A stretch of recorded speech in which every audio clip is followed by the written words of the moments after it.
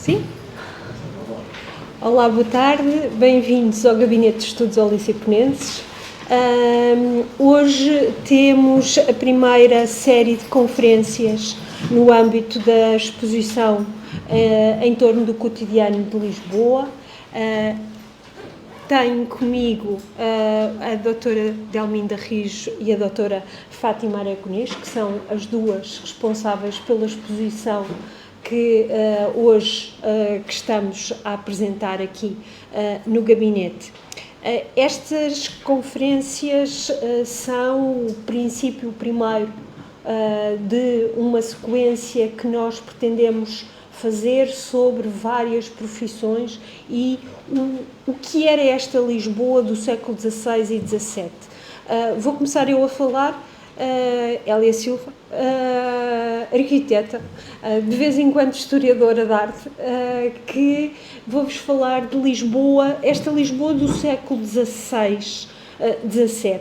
E como é que esta cidade era? Era uma cidade muito interessante, porque era uma cidade dentro das suas muralhas, e quando nós pegamos na cartografia, quando nós pegamos nos estudos que temos sobre esta cidade e os cruzamos com a história, temos dados muito engraçados. Dom João III faleceu em 1557, ficando a regência entregue a Dona Catarina e ao cardeal Dom Henrique. Isto é aquelas coisas que nós sabemos da história, mas como é que isto se refletiu na cidade?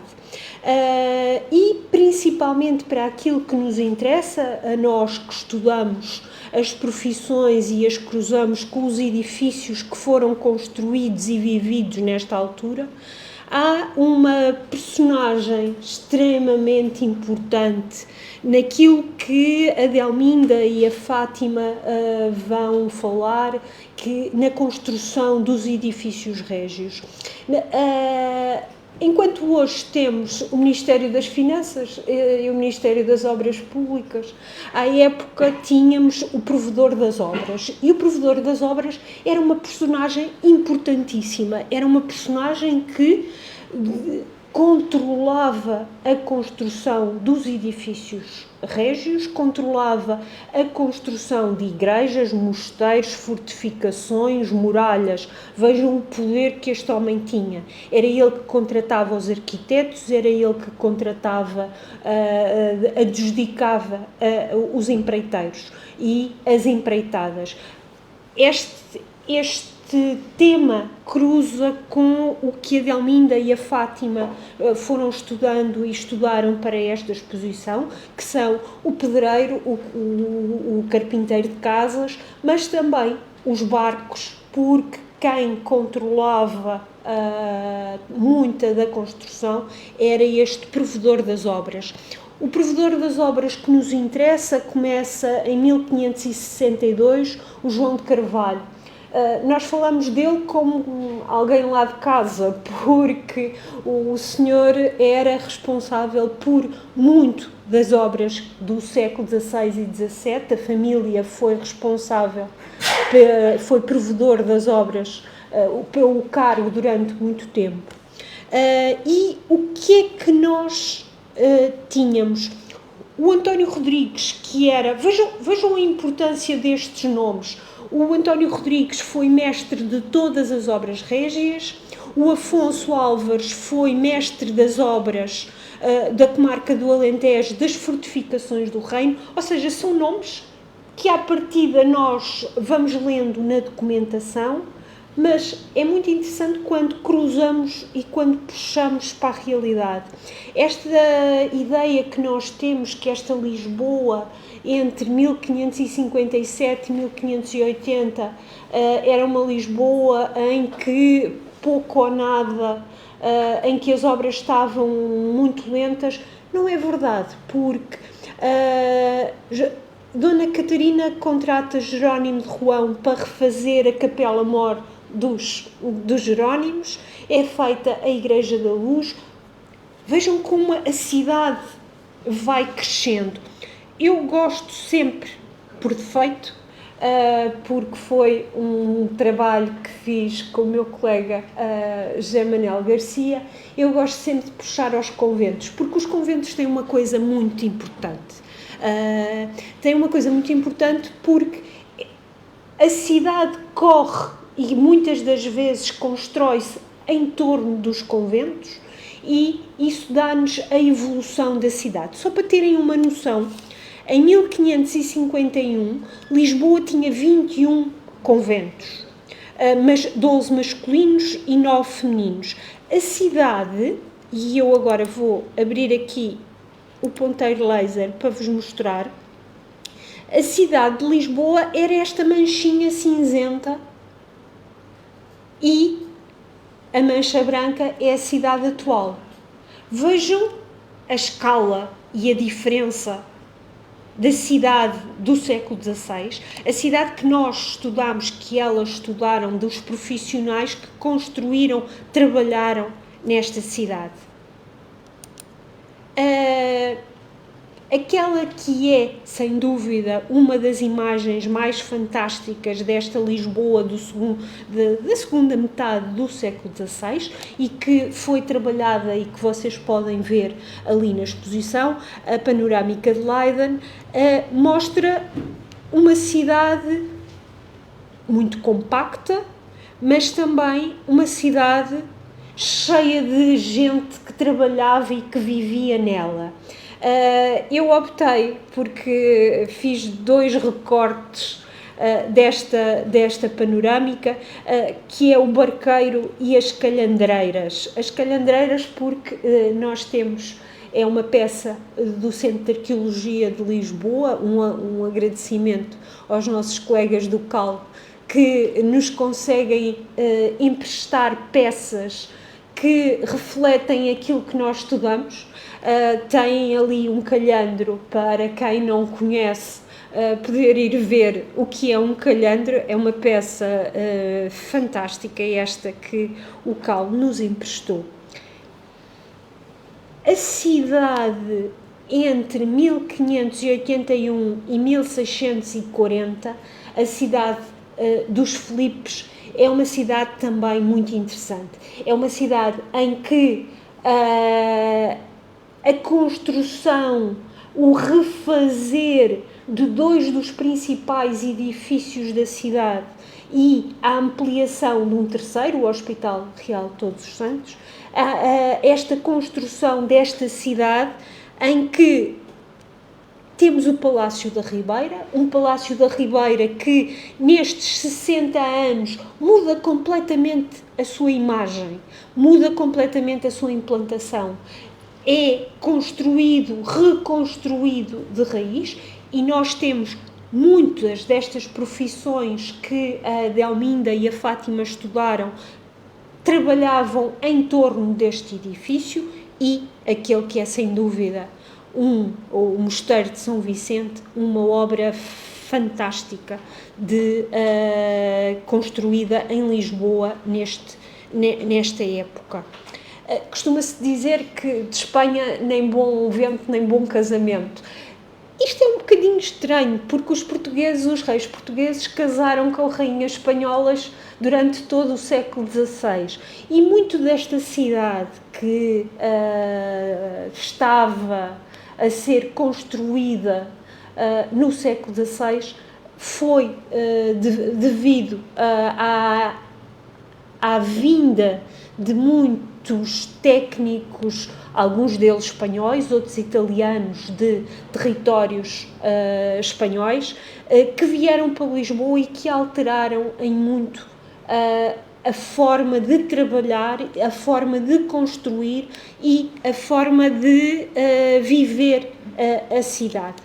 Uma das peças que eu mais gosto foi uma planta que está na Biblioteca do Rio de Janeiro, e é uma planta em que vocês, cruzando a planta antiga da cidade, do Bráunio, nós conseguimos ver esta planta, e para quem estuda arquitetura e arte, quem estuda urbanismo de Lisboa, esta planta é fascinante. É a planta mais antiga que nós conhecemos de Lisboa.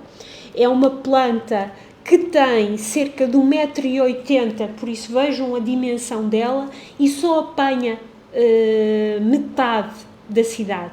Vai do Palácio dos Condes de Ega, ou seja, da atual Rua da Junqueira, do Palácio das Águias, até ao Bairro Alto, até às portas de Santa Catarina. Eu e o meu colega José Garcia tivemos entretidíssimos a tentar balizar esta planta.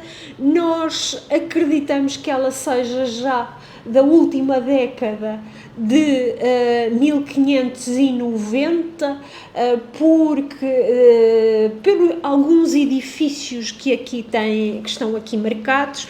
Temos uma outra hipótese, que é do Mateus Fernandes, que diz que 1575-1580, e uma outra hipótese que seja uma planta de um italiano que estava cá a trabalhar, 2 italianos que cá estavam a trabalhar, e que a dão como da década de 1580. Estamos a falar aquilo que elas estudam e que vocês veem ali na exposição. Eram pessoas que viviam nesta cidade, viviam nestas ruazinhas, que viviam neste espaço. Quando nós avançamos e aprofundamos a cidade,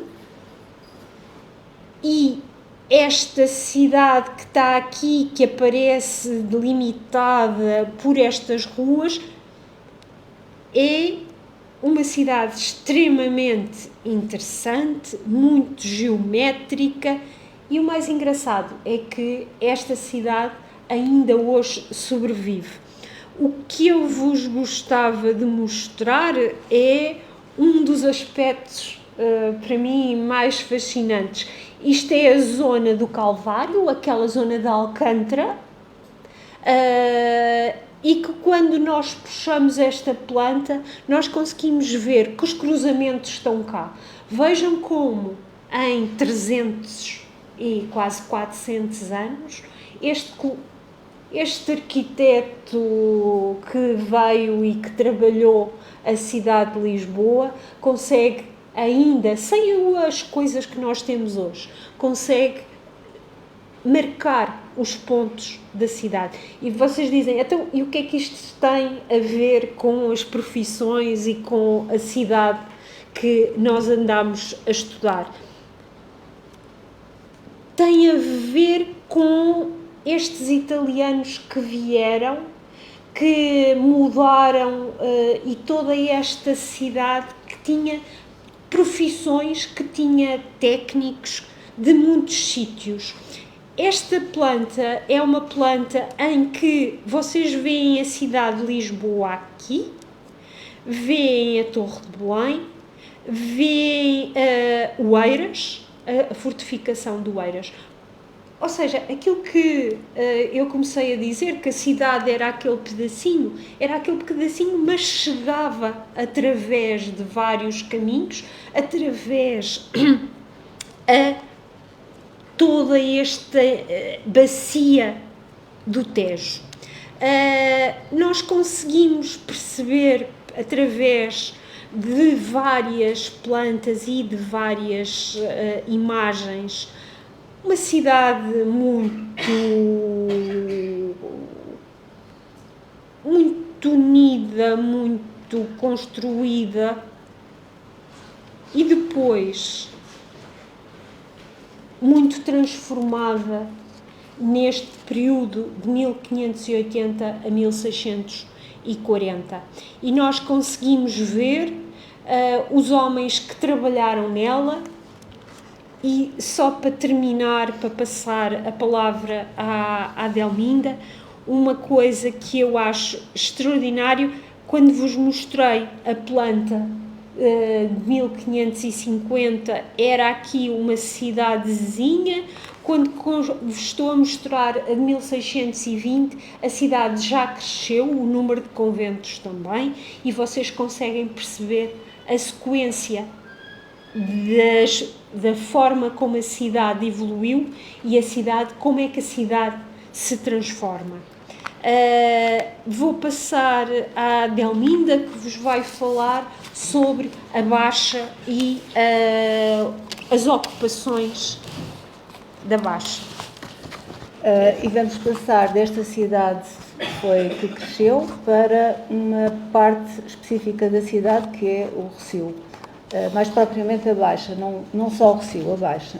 Portanto, esta minha comunicação insere-se na investigação que esteve na base desta exposição, aqui patente ao público, Cotidianos, Artes e Ofícios de Lisboa na Época Moderna, e que foi um projeto que foi construído muito assente em fontes históricas.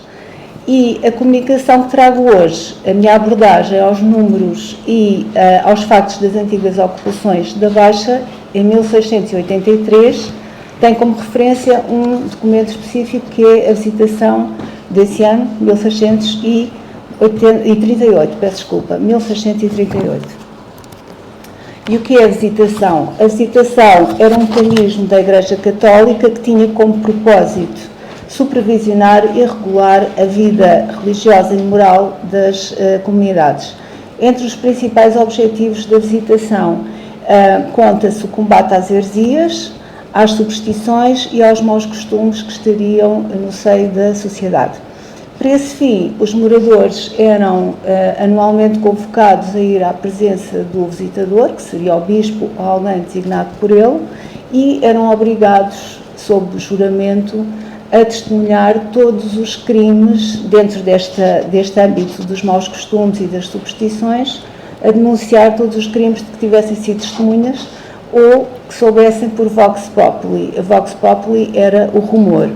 Portanto, por esta via acabaram por chegar até nós milhares de depoimentos que são verdadeiros testemunhos da vida privada e do cotidiano da cidade.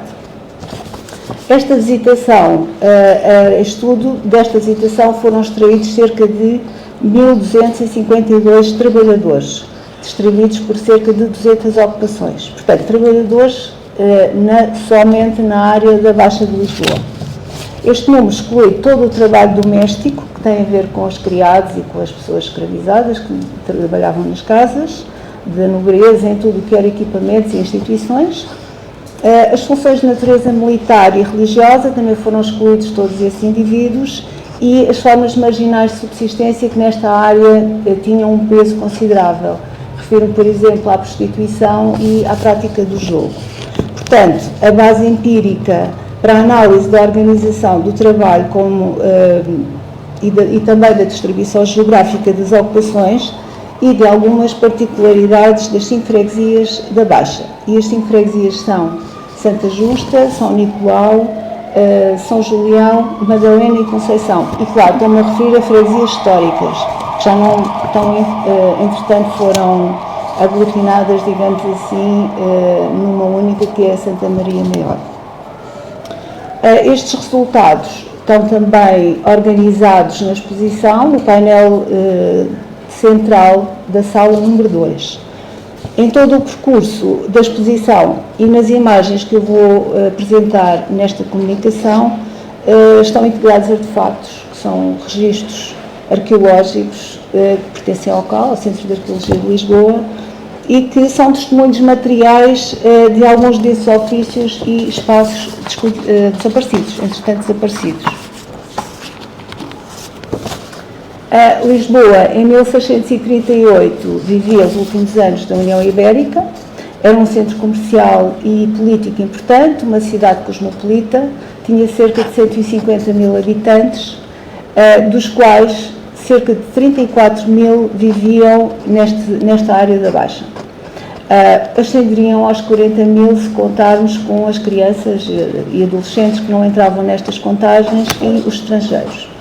Portanto, viviam e trabalhavam naquelas 5 freguesias entre o Rossio e o Terreiro do Paço.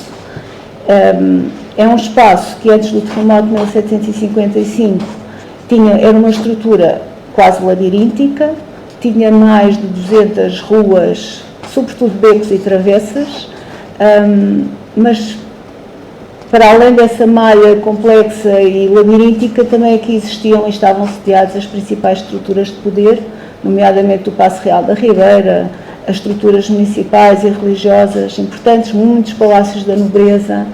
Portanto, a Ribeira, as principais ruas comerciais, era um espaço que congregava esta multiplicidade. Esta imagem de Irxtu, que é bem conhecida, do Terreiro do Paço, demonstra um pouco dessa vitalidade que existiria naquela área. Desde a Idade Média que os ofícios mecânicos, entrando agora aqui no mundo do trabalho, os ofícios mecânicos estavam arruados de acordo com a sua atividade profissional, o que facilitava a fiscalização, a ação fiscalizadora do Senado, quanto à concorrência e à qualidade da obra, o que era um benefício para os consumidores, que também saberiam sempre onde encontrar as obras que procuravam. 49 arruamentos que foram identificados pelos nossos estudos, arruamentos não só profissionais, mas também associados a ações, funções urbanas.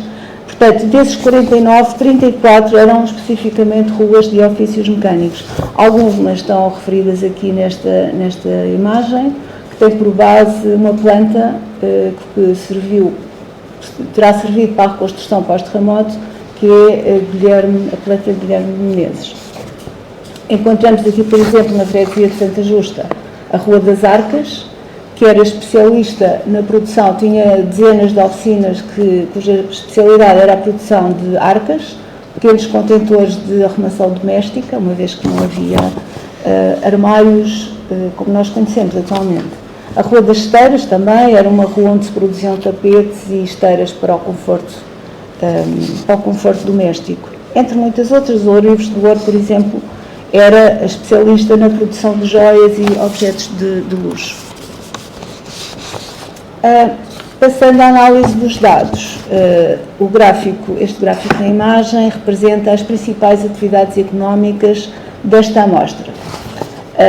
O primeiro grupo, o que salta logo à vista, 45%, corresponde aos trabalhadores de ofícios mecânicos, numa grande variedade de especializações. O segundo grupo, com 30%, agrega outras funções que eram indispensáveis ao funcionamento da cidade, nomeadamente os abastecimentos, com 4%, a produção alimentar e o comércio.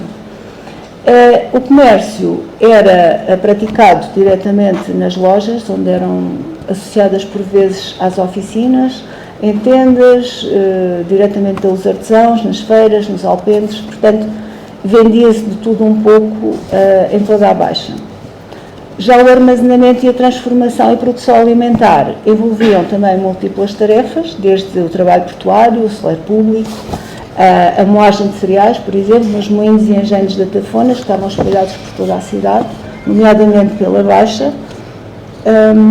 E só como exemplo, em relação à importância destes produtos, destas ações, só o comércio alimentar e os consumos domésticos, nomeadamente a venda de lenha e de carvão, ocupavam nesta data 2,5 centenas de pessoas. Uma terceira área importante é os serviços, representam 16% das ocupações e atendiam a outras exigências do cotidiano. Aqui incluem-se, por exemplo, as comunicações e o transporte de pessoas e bens, por exemplo, os carreteiros ou os barqueiros, os almocreves, inserem-se nesta categoria.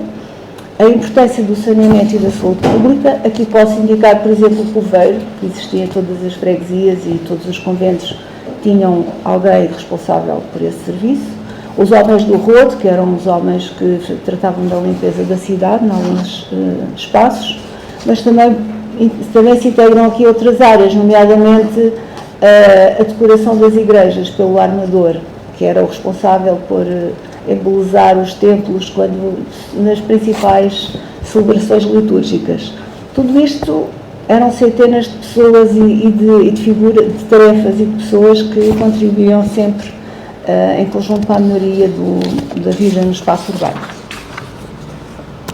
O grupo dos ofícios mecânicos era o mais importante, o mais numeroso em termos de número, e aqui destaco 3 categorias. O têxtil representava 25% das ocupações mecânicas em várias especialidades, algumas eram complementares, e incluem desde a preparação da matéria-prima, como a tecelagem, o tingimento de tecidos, a manufatura em muitas especialidades, por exemplo, engomar, encrespar, bordar, até à finalização da obra por vários profissionais, nomeadamente os algibeiros, os alfaiates e outros.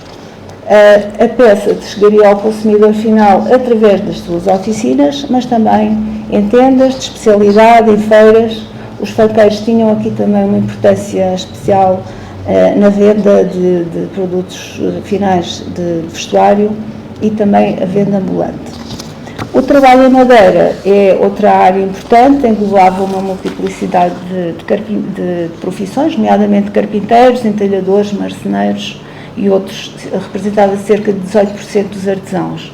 O trabalho em metais, também com cerca de 18%, tinha um peso significativo nas ocupações da Baixa, nomeadamente, e falando particularmente nos metais preciosos, encontramos ourives do ouro, ourives da prata, e outras profissões associadas a estes, por exemplo, os bate-folhas, que eram os responsáveis por transformar o ouro em folha, que depois seria aplicada pelos douradores, mas encontramos outros, nomeadamente o contraste da prata, que certificava a autenticidade da obra, ou até o lapidário, os lapidários que eram responsáveis por transformar as pedras preciosas. Eram tudo profissões que tinham alguma proximidade, alguns com arrumamentos próprios, mas havia proximidade entre eles. Outro aspecto que esta fonte permitiu confirmar foi a relevância do trabalho feminino. Falo nele porque normalmente as fontes oficiais não destacam muito o trabalho feminino, uma vez que este trabalho se circunscrevia muito à esfera doméstica e à produção familiar, acabando por ser quase omissos no seu papel na economia. Mas sendo a visitação uma fonte uma ação que tem como objetivo o comportamento da população urbana e entrava na vida privada, nas casas das pessoas, nos próprios locais de trabalho, acaba por trazer visibilidade às mulheres, e que nos permitiu, porque elas eram protagonistas também, quer de queixas, quer de infrações, digamos assim.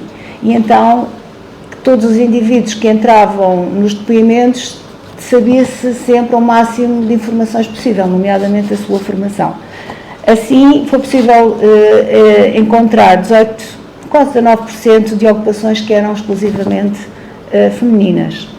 Entre as de maior destaque, temos aqui o comércio e o abastecimento urbano, sobretudo a venda de produtos alimentares e outros pequenos, de menor dimensão, a produção de alimentos, tinha uma grande importância no ciclo do pão, desde a moagem à separação a separação dos cereais e venda, a moagem dos mesmos, até à transformação no pão. Também a tecelagem e confecção de vestuário. Há uma participação importante das mulheres, normalmente em associação a outras profissões. Elas podiam ser responsáveis por fazer os saltos dos sapatos, por exemplo, as meias em linha, também tinham não eram exclusivamente femininas, mas tinham uma grande preponderância de serem mulheres a fazer estes produtos. E na saúde, as cristaleiras, as parteiras e as enfermeiras do Hospital Real, das enfermarias femininas, eram também funções femininas. Portanto, a imagem que a visitação reflete da Baixa é claramente a de um núcleo urbano multifuncional, mas acaba por se encontrar, quando observamos a escala da freguesia, encontramos algumas singularidades. Começando aqui pela freguesia de Santa Justa, esta incluía importantes equipamentos da cidade, desde o Hospital Real, a Inquisição, o Convento de São Domingos, tinha o Rossio, que também só por si já era um espaço comercial muito ativo.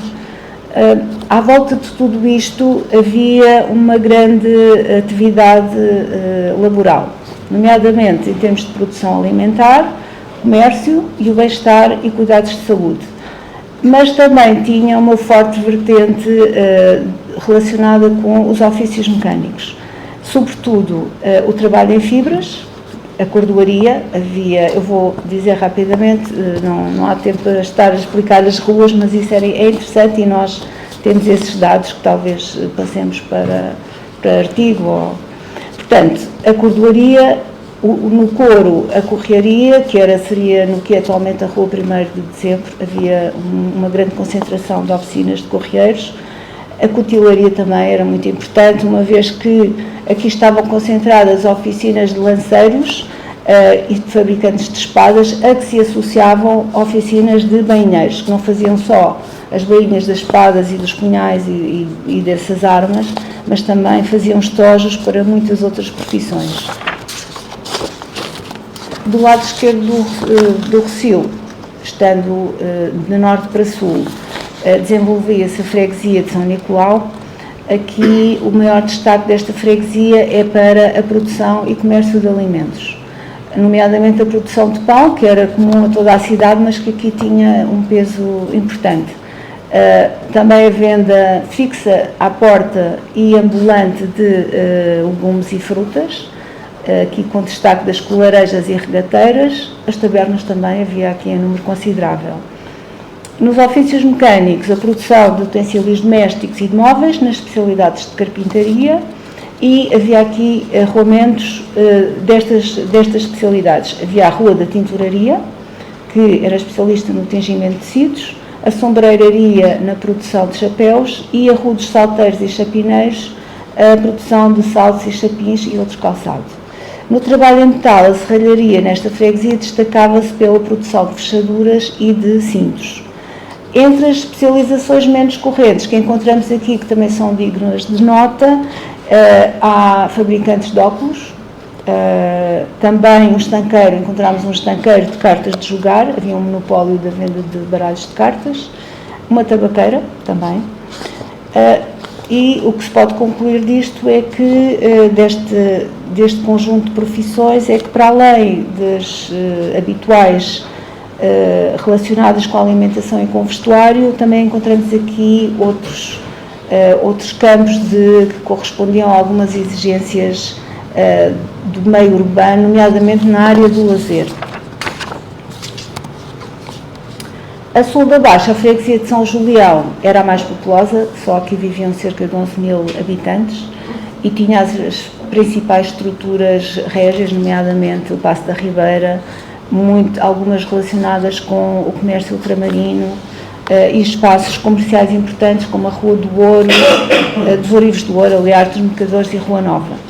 Eram especializadas em objetos de ouro e produtos importados de luxo. Na produção têxtil tem alguma importância, nomeadamente na área do vestuário, calçado e acessórios. Aqui era o rolamento dos algibebes e dos alfaiates, na Rua do Príncipe.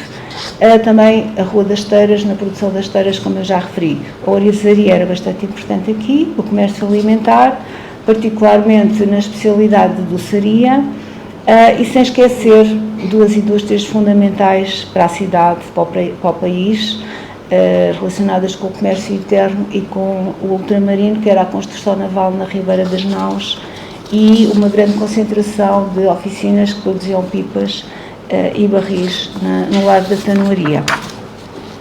Estou quase a terminar. A freguesia, portanto, é a penúltima freguesia, que é a Conceição. Aqui havia uma continuidade todas estas produções que eu tenho vindo a referir: vestuário, utilitários domésticos, produção de ferro, madeira e em couro, havendo alguns arrumamentos próprios, nomeadamente os latoeiros, o comércio na francaria, a correaria, mais uma vez na produção de objetos relacionados com, por exemplo, aprestos para cavalgaduras, mas também tamboretes e apetrechos para fins militares e defesa, como escudos ou fundas. A produção de velas também e de contas de rosário, aqui tinha alguma importância, bem como os serviços portuários de transporte e proteção. Aqui é de destacar porque o Mariola, por exemplo, e os guardas de cavalgaduras do Terreiro e do Paço e os guarda-fatos da Ribeira são figuras importantes porque, sendo uma zona ribeirinha, há muita descarga de mercadorias e, antes de serem levantadas pelos seus proprietários, devem ser guardadas. Portanto, eles tinham aqui uma função importante no transporte das mercadorias para a terra e também na guarda dessas mercadorias.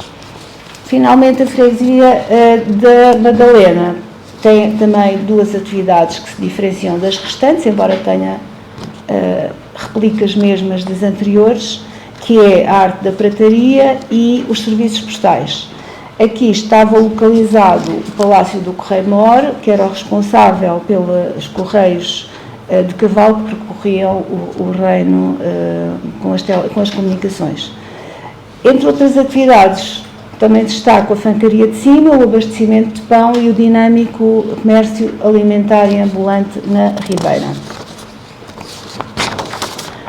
Em síntese, esta visitação em 1638 espelha a sociedade do século XVII no que diz respeito à organização do trabalho e diversidade de ocupações que marcaram particularmente o cotidiano da Baixa de Lisboa, que é o espaço que foi estudado. Era um território denso, labiríntico, que não deixava de ser funcional por isso, mas que acabava por dar resposta às necessidades da população da cidade. Como conclusões, os ofícios mecânicos eram o principal motor da economia neste espaço, integravam uma estrutura especializada e hierarquizada que empregava quase metade da população ativa. Dentro desta categoria, a produção têxtil, especialmente o vestuário, destacou-se como sendo a mais relevante. Também essenciais à dinâmica urbana, as ocupações ligadas ao comércio, ao abastecimento alimentar e à prestação de serviços especializados. Confirma-se também a organização espacial baseada em arrumamentos profissionais, embora neste período o sistema já apresentasse sinais de transformação, com alguns ofícios já a estenderem-se para fora dos arruamentos atribuídos tradicionalmente. A análise por freguesia revelou especificidades locais, mas também a assistência de figuras que estão presentes em todo o espaço, nomeadamente aquelas que suprem as necessidades mais básicas da população, desde a parteira, a padeira, o aguadeiro, o sapateiro, etc.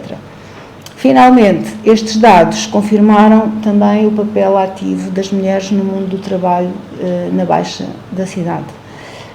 Terminei a minha comunicação e com esta imagem do expositor central da Sala 2, onde todos estes dados estão expostos de maneira mais detalhada por um lado, porque têm todas as profissões que foram encontradas,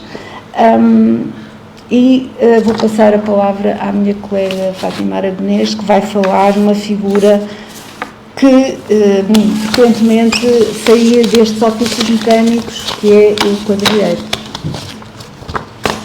Obrigada pela vossa presença. Vou falar sobre o quadrilheiro.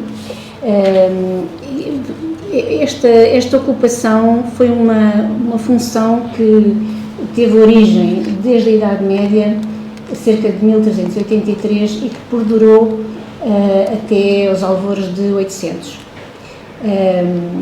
Era uma forma alternativa de segurança e de policiamento para combater o crime.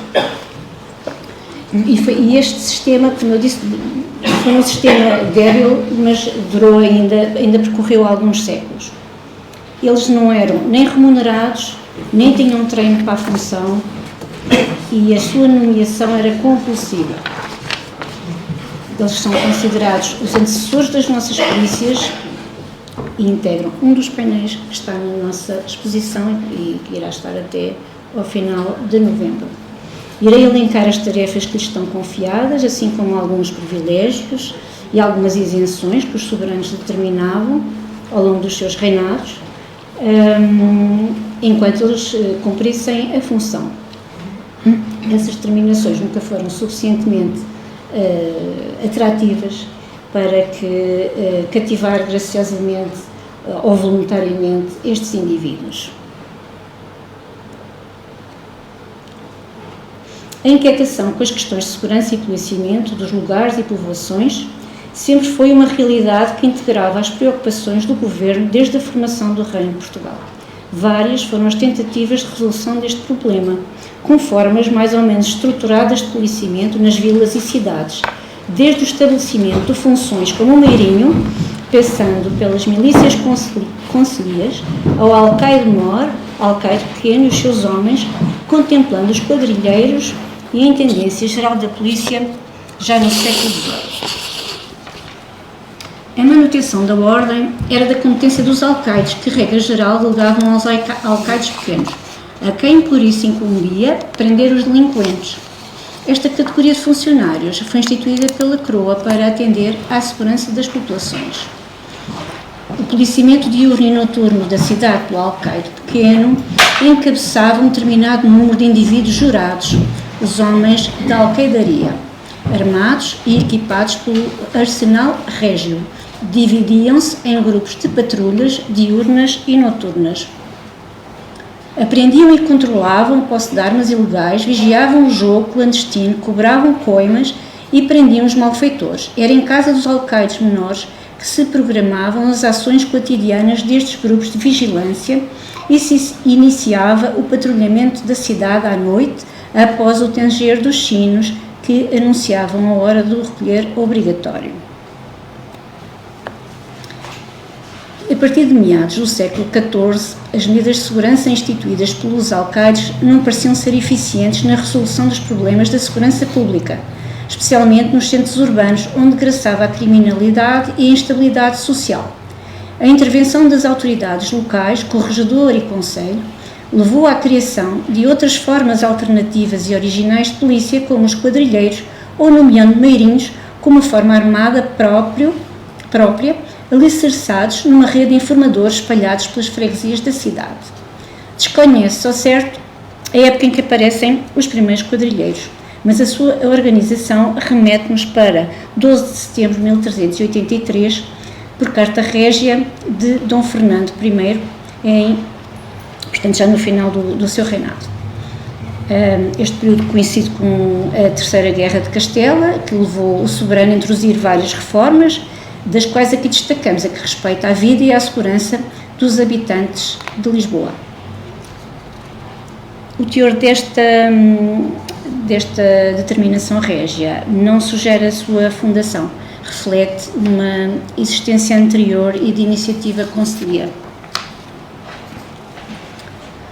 Este diploma, também de caráter de prevenção criminal e ordenamento da tranquilidade pública municipal, pretendeu responder aos muitos furtos e mortes de homens que se verificavam em Lisboa e determina a nomeação de 2 meirinhos que deveriam fechar as portas da cidade, efetuar em conjunto com o alcaide menor rondas diurnas e noturnas, acompanhados por um certo número de homens armados, os quadrilheiros, para prender e levar à justiça os malfeitores, criminosos e todos aqueles que causassem distúrbios.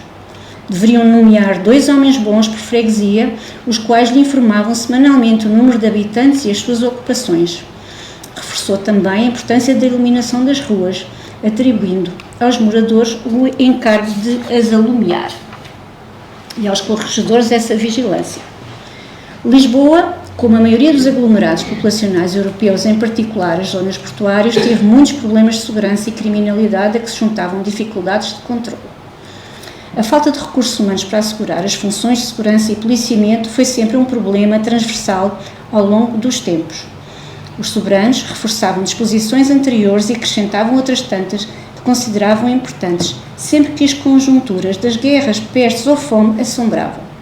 Concediam-se alguns privilégios reais aos quadrilheiros com o objetivo de desincentivar as escusas da função, mas estas medidas foram desvanecendo com o passar do tempo. Aqui... Oi? Foi para trás. Calma.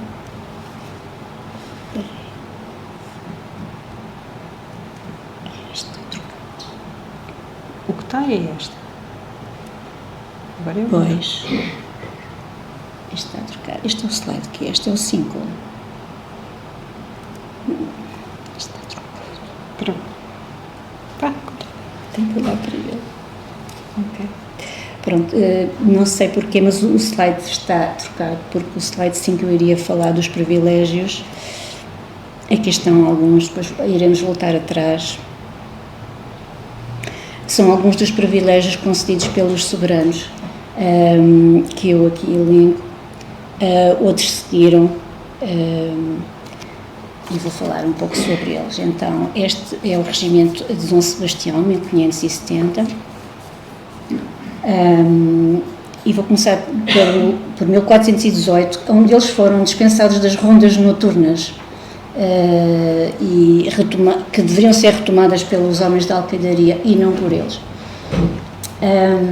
Dom Afonso V, em 1460, estatuiu alguns privilégios, isentou-os das obras públicas e dispensou-os de serem aconteados de arnês e besta, enquanto cumprissem a função. Privilégios que se desvaneceram e um século depois a cidade ainda se encontrava desprovida de quadrilheiros. Em 8 de 7 de 1521, Dom Manuel I, face aos desacatos que aconteciam com frequência na cidade, determinou que os oficiais mecânicos deveriam acudir aos tumultos munidos de uma arma que deveriam ter à porta da sua casa. Em 1570, Dom Sebastião, perante o estado da desordem e impunidade que vigorava no território, entre vários diplomas, centrou-se com bastante afinco e mandou que se dividisse a cidade e o seu termo em bairros com quadrilheiros em cada bairro, atribuía vara verde com armas reais, numa tentativa de dar alguma autoridade, e isentou-os também de obras públicas e dos impostos. Entre 1580 e 1603, a cidade estava completamente desprovida de quadrilheiros, sob o domínio espanhol. Contudo, o âmbito dos quadrilheiros foi ampliado por Dom Filipe II, que sentiu a necessidade de reformar e valorizar a força de segurança na cidade de Lisboa. Ele refere-se a uma previsão de Dom Sebastião e criou o Corpo de Quadrilheiros, patente neste extenso alvará de 12 de março, e que dispôs algumas obrigações. Então, cada freguesia deveria ter um juiz que se deveria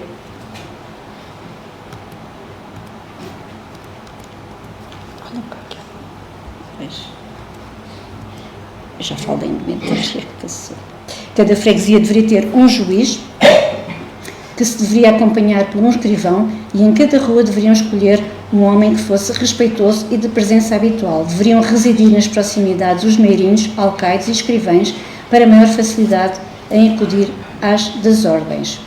Poderiam os quadrilheiros entrar nas casas dos duques, marqueses, condes, arcebispos, bispos, prelados, senhores das terras, fidalgos ou coutos em perseguição de algum homicidiado, guardarão a porta e mandarão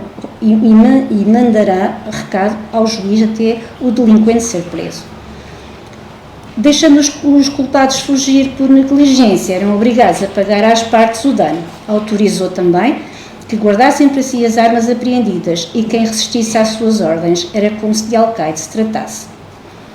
Deveriam recolher informações acerca do estado da respectiva quadrilha ou bairro, informar o juiz, sendo diligentes na descoberta de criminosos e estar atentos a estrangeiros e pessoas vadias ou de má fama, homens amancebados, alcoviteiras, feiticeiras, pedintes, pessoas que testemunhassem falso por dinheiro, mulheres que para fazerem mal de si recolhessem homens por dinheiro ou com fama de desviar outras mulheres para beberagens ou por qualquer outra via por estar prenhas ou casas de alcoice. A vigilância deveria ser constante em locais de grande convivialidade, como estalagens e tabernas, casas de tabuagem, jogo e esconderijos de furtos e de ladrões. O não cumprimento destes preceitos sujeitava um quadrilheiro a duras penas, consoante a infração, podendo pagar desde 2.000 reis até ao degredo. Se estando presente não acudisse aos tumultos, pagavam 500 reis e os da quadrilha 200. Portanto, durante o domínio filipino permaneceu esta atmosfera de dominação compulsiva, com pesadas penas para quem se portasse ao serviço, pois eles eram normalmente espancados e, portanto, tentavam sempre escapar-se à função. Após a restauração, também Dom João IV e o rei Dom Pedro II deram continuidade à estratégia de manutenção do corpo de quadrilheiros, repetindo algumas isenções e privilégios anteriores. Mas os incentivos eram insuficientes e os quadrilheiros, quando eram eleitos, evocavam frequentemente escusa ao cargo, justificando com razões como falta de condições físicas ou até a possibilidade de desvalorização social no regresso aos seus ofícios anteriores, ao fim dos 3 anos. Esta incipiente estrutura de segurança civil teve várias oscilações ao longo do tempo e não se mostrou capaz de se adaptar para dar resposta à criminalidade no período moderno, o que levou ao enfraquecimento e posterior extinção. Aqui temos uma ordem de notificação e juramento para um quadrilheiro. Nas primeiras décadas de 700, as leis refletiam a falta de quadrilheiros, porque se achavam os bairros sem os necessários para acudir aos tumultos e prenderem os delinquentes. Nesta centúria, os quadrilheiros ainda eram parte da solução encontrada para repor a ordem e reduzir a criminalidade, mas este modelo de organização policial, que continuou compulsório e sem remuneração, mostrou-se ineficaz, sobretudo nos centros urbanos. Eles não eram temidos pelos malfeitores e nem eram estimados pelos ministros. Para essa ineficácia contribuiu certamente a desconexão das forças envolvidas. Por um lado, os quadrilheiros constituíam uma polícia rudimentar que patrulhava à sua sorte, de cariz municipal ou local, e por outro lado os alcaides menores e os seus jurados, representantes do poder real, e com alguns privilégios.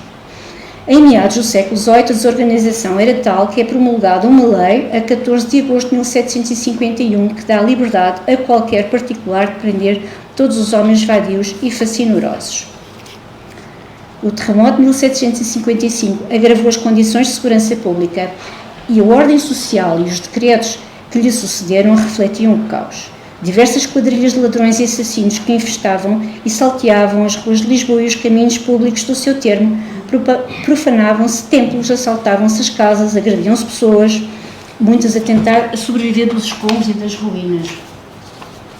Dom José consciencializou-se de rever as questões de segurança e, neste contexto, Sebastião José de Carvalho e Melo ordenou a criação de rondas civis.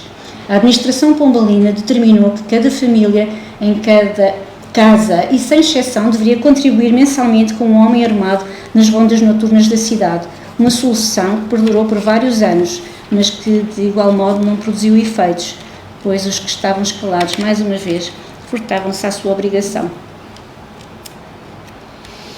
Em 1760 é criado um cargo de magistrado especial para a jurisdição de polícia, a que se deu o nome do Intendente-Geral da Polícia, inspirado no modelo francês.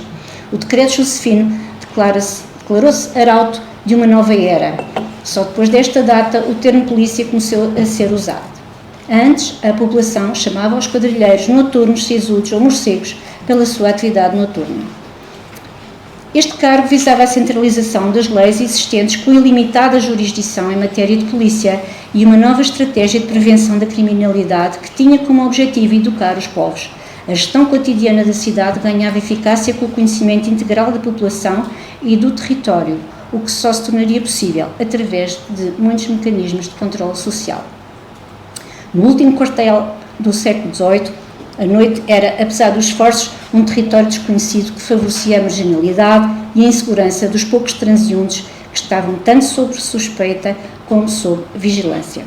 Em Portugal, a utilização do conceito de polícia antes da segunda metade do século XVIII estava quase exclusivamente relacionada com a manutenção da ordem e do bem comum e adquiriu em meados do mesmo século um significado diferente, alicerçado numa cultura de disciplinas ou estado de polícia, como estratégia de prevenção da criminalidade, O termo significava precisamente todas as formas de vigilância que o soberano pretendia realizar sobre os diversos elementos do Estado.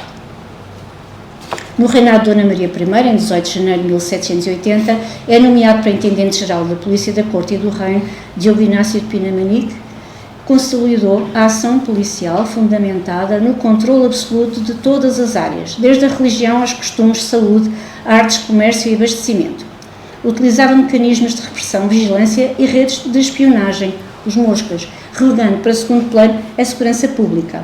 E de tal maneira assim era, que para dar um pouco de cor ao que foi dito, escolhi um excerto de uma obra de Eduardo Noronha sobre Pina Manique, que passo a citar.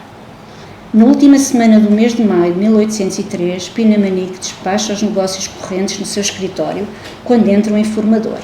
Senhor Intendente, a mulher do italiano José Cini anda no passeio público com um traje quase de Eva do Paraíso. De ali para a nua não lhe falta nada. À cabeça de Pina Manique subiu uma onda de sangue, fez-se tão vermelho que o morcego receou que o seu prestigioso chefe sucumbisse a uma apoplexia e soltou um suspiro de alívio quando o temido funcionário pregou um tão formidável murro na mesa que fez voar a papelada e em seguida ordenou: traga-me cá já essa descarada. O noturno saiu com a máxima velocidade e cumpriu a sua missão. Soube-se que, de seguida, o marido da dama em questão teria assinado um termo de responsabilidade mediante o qual se obrigava a nunca mais consentir que a sua mulher trajasse daquela forma. Em 1801, nos alvores de 1800, portanto, do século XIX, surge um novo modelo de segurança que se deveu à visão de Pina Manique e que dura mais de 3 décadas, que é a Guarda Real da Polícia, em 10 de dezembro de 1801. Um corpo permanente, militarizado, a pé e a cavalo, para vigiar a cidade de Lisboa, ditando a extinção da primitiva organização policial dos quadrilheiros, uma tropa de escola. Obrigada.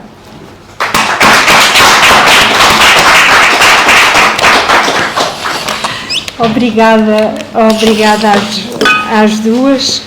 É muito interessante ver, para mim que estudo arquitetura e urbanismo, eu estudo as pedras, elas estudam quem mora naquelas pedras e quem as construiu, por isso eu fico muito entusiasmada quando encontramos uma planta do final do século XVI, elas descobrem quem é que morava naquelas casas e quem é que vivia naqueles espaços. Talvez o mais interessante na parte que a Delminda apresentou fosse conseguirmos perceber rua a rua quais eram as profissões que estavam naquelas ruas, que desenho, pronto, peço desculpa de lá voltar à minha cartografia, como é que aquela cidade era vivida. Ou então o que a Fátima apresentou de uns pobres desgraçados que a vida toda levavam ou porque não aceitavam a nomeação ou quando eram obrigados a aceitar levavam alguns chegas para lá dos ladrões e das pessoas que andavam numa vida menos digna. Eu não sei se há alguma questão aqui na sala. Hélia, se me permites, antes houve um slide que faltou, que é este. Peço desculpa só agora me ter recordado dele, porque ele de facto passou, que é a indumentária deles e portanto não tinham qualquer equipamento de proteção, era isto que se apresenta. Por vezes nem tinham as varas, portanto nem eram propriamente distinguidos dentro das pessoas, dos transeuntes. Isto é uma réplica, mas era basicamente aquela imagem que ali está, julgamos ser a mais antiga deles. Coitados, é que nem sequer uma fatiotazinha. Não tinham fatiota de proteção, as armas eram eles que tinham que as ter, portanto não eram armados pelo município e portanto os outros eram, não é? Os alcaides eram armados pela coroa. Em relação às várias profissões que estudaram para a zona da Baixa, talvez o mais interessante que eu reparei foi uma parceria entre quem fazia os saltos, porque Para nós que vamos comprar sapatos a uma loja e compramos o sapato inteiro, não é verdade? Os 2 sapatos eu descobri com este trabalho que elas desenvolveram e com uma colega da faculdade da Nova que está a trabalhar a roupa e os trajes desta época, que os sapatos não tinham esquerdo nem direito.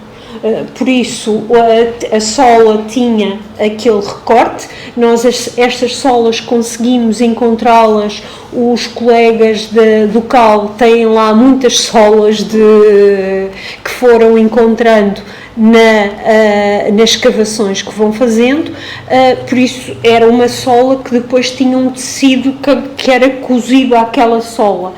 Havia parcerias, alguém quem faz o salto, e depois havia outros que faziam o tecido de cima. Sim. E coziam. Nesta fonte que eu trabalhei, a Visitação, que sabemos desta parceria dada a legitimidade da situação que tanto o sapateiro como a salteira tinham, ou seja, sabemos que eles trabalhavam em conjunto para produzir um produto, porque eles tinham uma relação ilícita, que era denunciada pelos vizinhos e pelas pessoas que trabalhavam, que conheciam na vizinhança. E, portanto, como eu disse no início, esta fonte trata do desvio do crime, daquele crime social ou moral, digamos assim. Portanto, tudo o que temos aqui é resultado disso. Claro, e conseguimos perceber algumas questões relacionadas com a própria profissão e como se organizavam. E percebemos isso claramente, que há trabalho que é um trabalho de ligação, ou seja, uns fazem umas coisas, outros fazem outras. Por exemplo, as meias, havia meias que a população usava que tinha solas também. Portanto, era uma espécie de colã, mas colã não é o termo, não é o melhor termo. Uma meia de linha que tinha uma sola. E isto era, normalmente, a sola era o sapateiro que fazia e depois a linheira, não era a linheira, era a mulher que fazia meias. Construía tudo à volta. Portanto, sim, havia relações, não só nesta profissão, mas como em muitas outras. O alfaiate que produzia roupa que era trabalhada por outras profissões, por outros artesãos, e alguns deles mulheres. O cabeleireiro, que é uma daquelas profissões que eu acho fascinante, as perucas, e vocês, o cabeleireiro é uma das profissões que está na exposição que nós temos presente.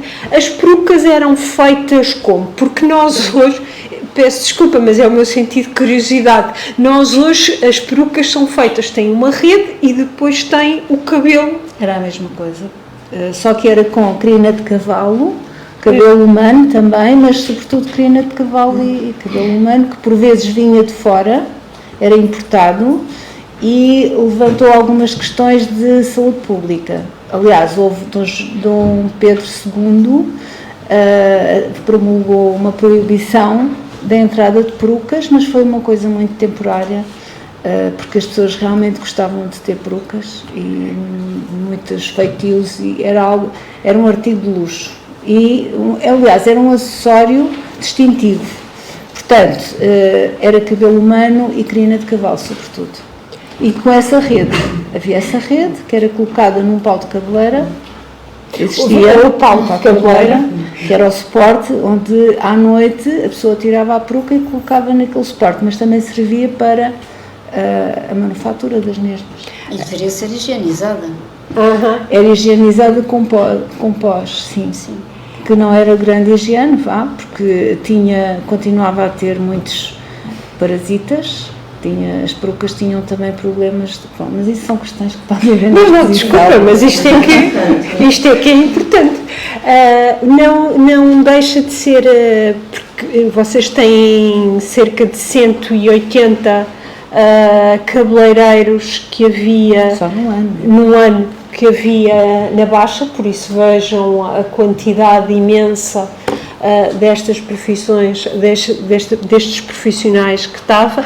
Depois, outra coisa que eu considero muito interessante é como é que alguns termos evoluíram, e a regateira é um deles, a regateira e a calhandreira, porque o termo que definia uma profissão transformou-se num adjetivo. De quadrilhar. Quadrilhar também. E quadrilheira também. Isto tem a ver com, no caso das mulheres, a calhandreira e a regateira eram mulheres que tinham mobilidade, circulavam pela cidade. Normalmente a mulher daquele período não circulava à vontade pela cidade. Portanto, a regateira e a calhandreira, dada a sua liberdade de circulação, acabou por designar mulheres com um comportamento mais livre, digamos assim. Sim. E chegou aos nossos dias. E o quadrilheiro também se intrometia na vida alheia, porque ele sabia o que se passava em todas as casas. E a quadrilha de salteadores sim, porque alguns se calhar abusavam na sua função. Depois, outra muito interessante é a parte da doçaria, do confeiteiro.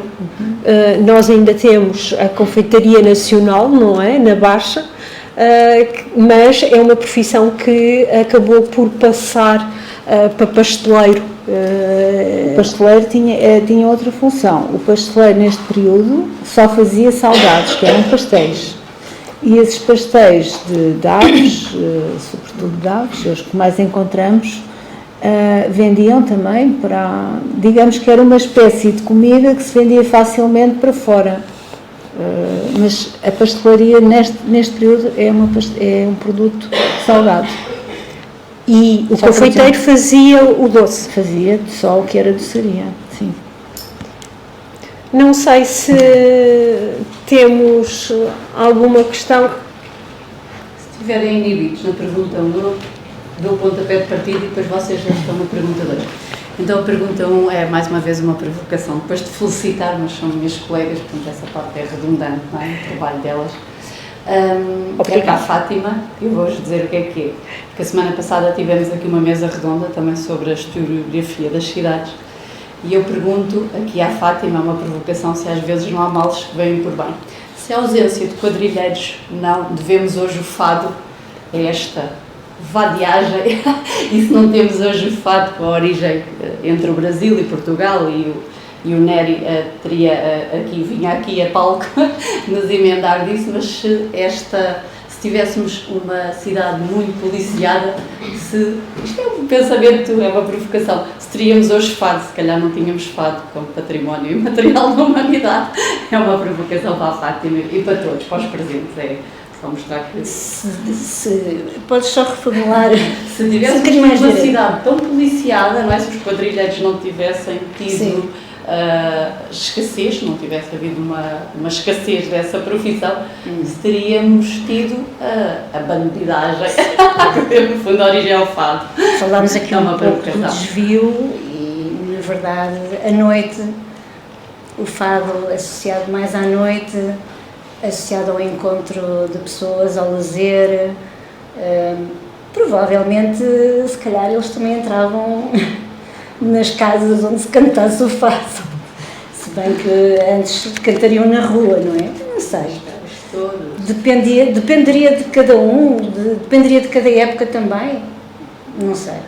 Eu acho que o fado é um fenómeno de um encontro de culturas, isso está estudado.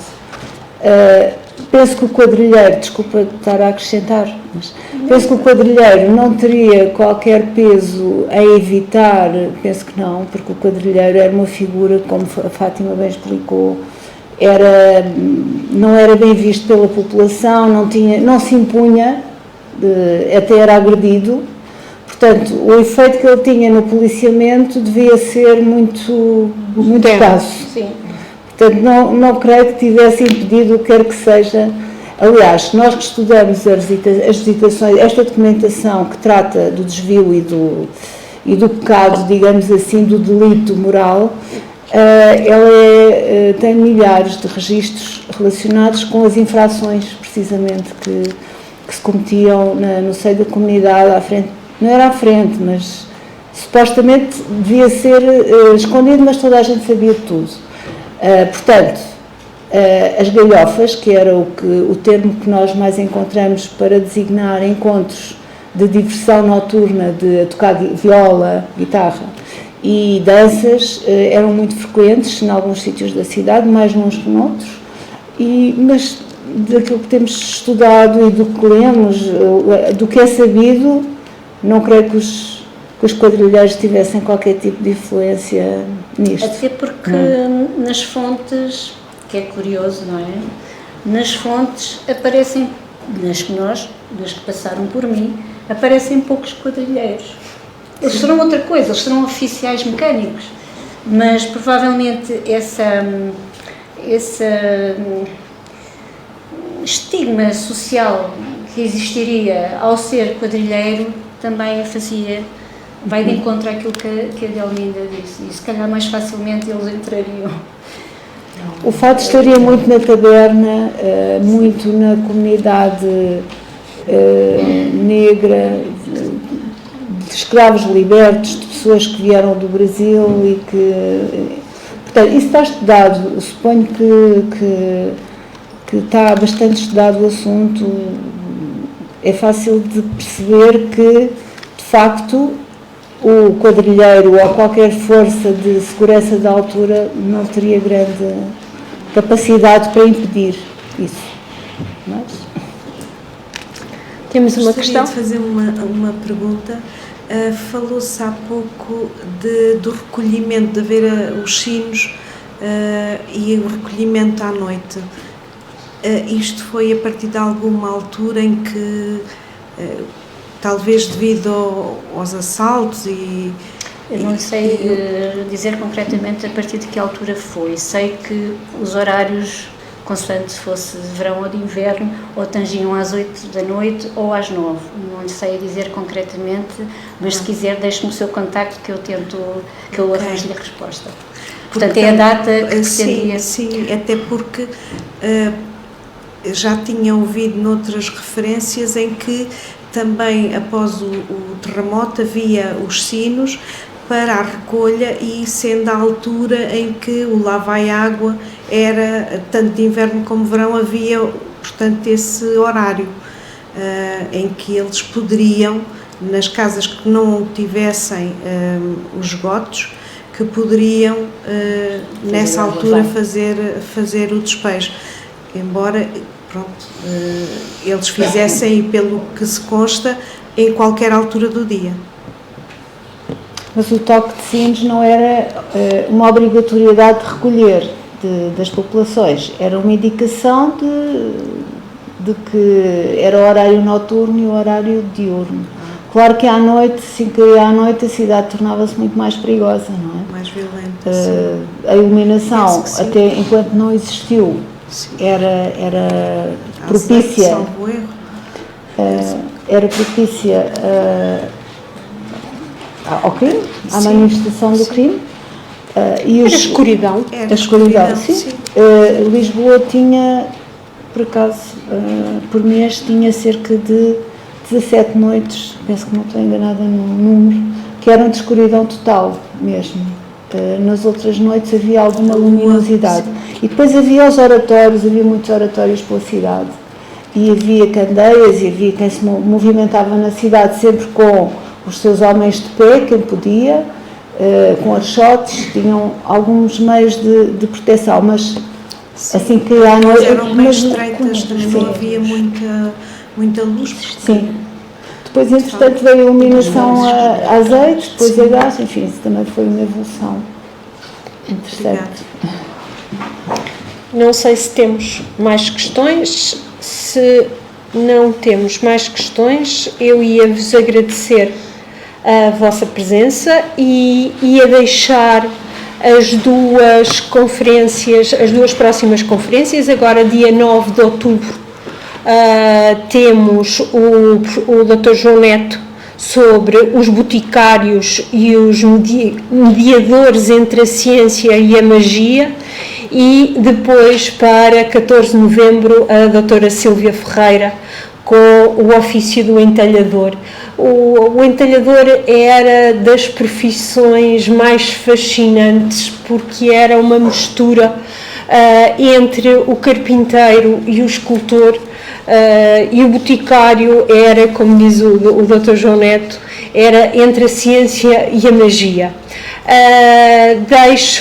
Agradeço-vos a vossa presença.